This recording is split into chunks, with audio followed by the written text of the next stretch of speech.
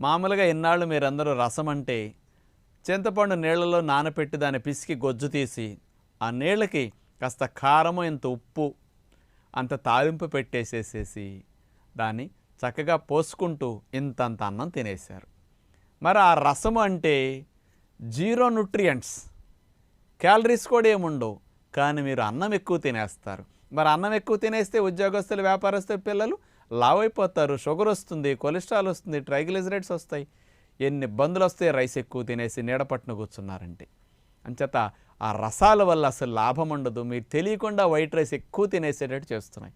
అందుకని నేను అసలు ఇళ్లల్లో రసాలు కాయొద్దని చెప్తాను. అట్లాంటివి పండగలప్పుడు, పెళ్ళిళ్ళప్పుడు ఆ చింతపండు రసం మీరు కాసుకోండి, ఎంజాయ్ చేయండి.